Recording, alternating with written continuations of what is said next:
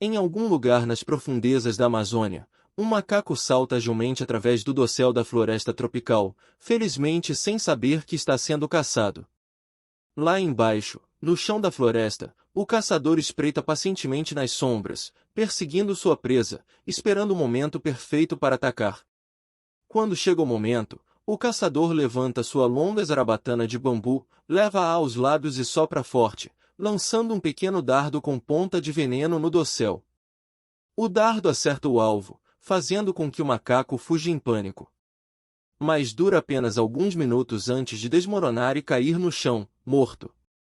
O caçador retorna à sua aldeia com sua presa pendurada no ombro, tendo mais uma vez explorado o poder mortal do veneno mais infame da Amazônia. Outrora fonte de inúmeros mitos e lendas entre os primeiros exploradores europeus, nos anos mais recentes, essa substância fez uma transformação surpreendente de veneno de flecha mortal em droga milagrosa, ajudando a desvendar muitos dos mistérios do sistema nervoso humano e a tornar a cirurgia moderna mais segura e eficaz. Esta é a fascinante história do curare Kouraré. Vamos descobrir mais dessa história fascinante, mas antes já deixe seu like e se inscreva em nosso canal como forma de nos ajudar a alcançar mais pessoas. O curare é fabricado e usado por dezenas de tribos indígenas em toda a América Central e do Sul e no Caribe, desde os caribes da Ilha das Pequenas Antilhas até os macuzi da Guiana e os giagua da Colômbia e do Peru. O termo curare refere-se não a uma única substância, mas sim a toda uma família de venenos de flechas semelhantes, e é derivado da palavra macuzi-uirari que significa mata-pássaros. Ao longo dos séculos, houve inúmeras tentativas de pesquisadores ocidentais de transliterar essa palavra, levando a substância a ser apelidada de voorari, voorara, voorali, ourari e, finalmente, curare. Em sua forma tradicional, o curare consiste em uma pasta marrom escura, pegajosa, parecida com resina, que pode aderir facilmente às pontas de flechas e dardos de zarabatana. Devido à relativa raridade de seus ingredientes e ao tempo significativo envolvido em sua fabricação, o curare é considerado muito valioso para uso na guerra e é empregado quase exclusivamente na caça. Como a maioria dos animais caçados com o curare vive no alto do dossel da floresta tropical densa, muito cuidado é tomado para maximizar a potência do veneno, de modo que as presas não possam fugir do alcance visual antes de cair no chão. Essa potência é normalmente avaliada usando testes em animais, por exemplo, picando um sapo com uma ponta escura envenenada e contando o número de saltos que ele dá antes de morrer. Para as receitas de curare mais potentes, o tempo até a morte varia de 1 a 2 minutos para pássaros, 10 minutos para pequenos mamíferos como macacos e até 20 minutos para grandes mamíferos como antas.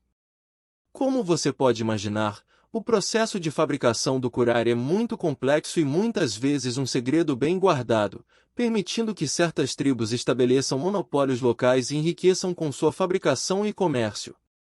E até 20 minutos para grandes mamíferos como as antas. Como você pode imaginar, o processo de fabricação do curare é muito complexo e muitas vezes um segredo bem guardado, permitindo que certas tribos estabeleçam monopólios locais e enriqueçam com sua fabricação e comércio. E até 20 minutos para grandes mamíferos como as antas. Como você pode imaginar, o processo de fabricação do curare é muito complexo e muitas vezes um segredo bem guardado, permitindo que certas tribos estabeleçam monopólios locais e enriqueçam com sua fabricação e comércio. Embora não se saiba exatamente quando o curare foi descoberto pela primeira vez, ou por quem, o veneno chamou a atenção do mundo ocidental no século XVI, quando os exploradores europeus começaram a se aprofundar no continente sul-americano. Uma das primeiras descrições de curare vem de Pietro Martir de Anghiera, mais conhecido como Peter Martyr, um historiador ítalo-espanhol que em 1530 compilou numerosos relatos de exploração sul-americana em um livro intitulado On the New World. No livro, de Anghiera descreve batalhas entre conquistadores espanhóis e tribos indígenas nas quais soldados e cavalos foram atingidos por flechas envenenadas e pareciam ficar paralisados antes de morrer. Esse detalhe seria a primeira dica de como esse misterioso veneno realmente funcionava.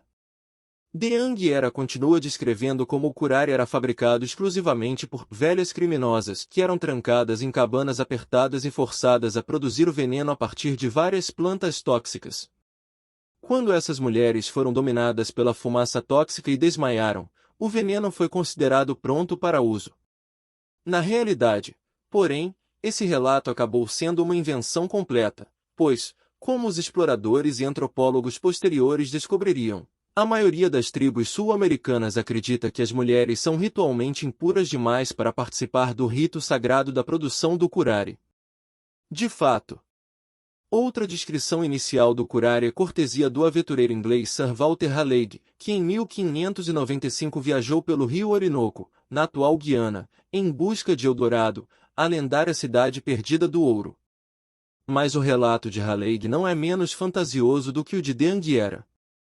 Em sua crônica da expedição de 1596, a descoberta do grande e rico império da Guiana, afirma que alho, sal, açúcar ou tabaco são antídotos eficazes para o envenenamento por curare, alegações que são conhecidas por serem ridiculamente falsas.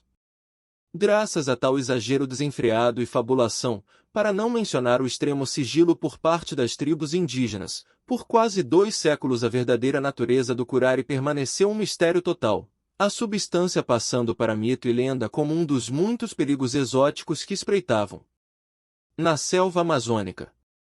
Não seria até o século XVIII que exploradores e cientistas começaram a lançar alguma luz sobre esse misterioso veneno.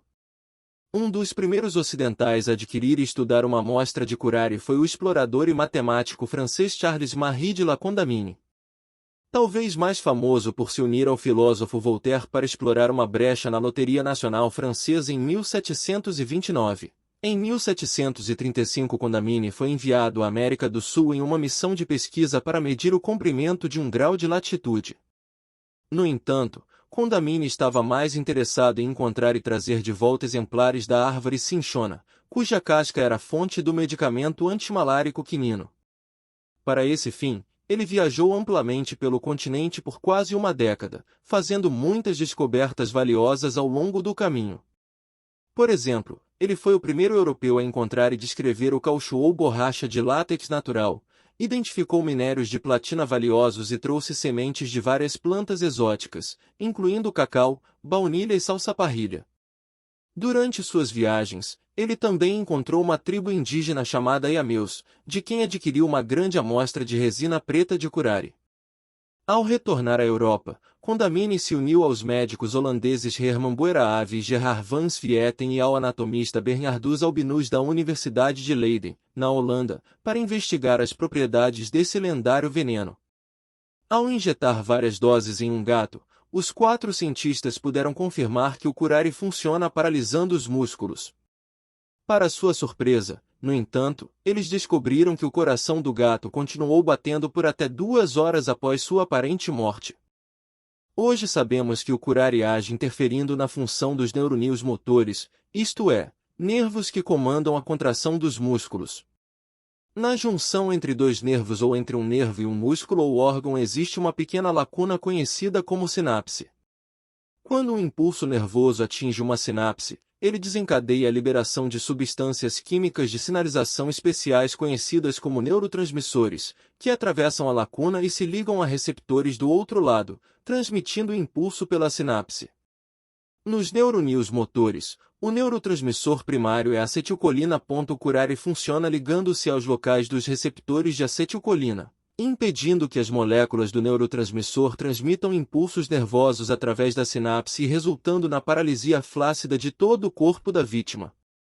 Os primeiros músculos a serem afetados são geralmente os dos olhos, o que significa que os primeiros sinais de envenenamento por curare são fadiga, visão dupla e dificuldade em manter os olhos abertos. Em seguida, estão os músculos da língua e da garganta, dificultando a deglutição ou a fala, seguidos pelos membros e todos os outros músculos voluntários. Mas embora isso por si só pareça ruim o suficiente, infelizmente fica pior. Para você ver, o curare só funciona nos músculos voluntários e semivoluntários, o que significa que seu coração não será afetado e continuará a bater. No entanto, O curar é paralisar o diafragma e os músculos intercostais responsáveis pela respiração, significando que sua morte será lenta e agonizante por asfixia. Ainda mais horrível, o curare não tem efeito na consciência humana, o que significa que você estará totalmente acordado, mas incapaz de se mover ou mesmo pedir ajuda, enquanto sufoca lentamente. Gostou do vídeo? Então ajude nosso canal a continuar a crescer deixando seu like e se inscrevendo no canal.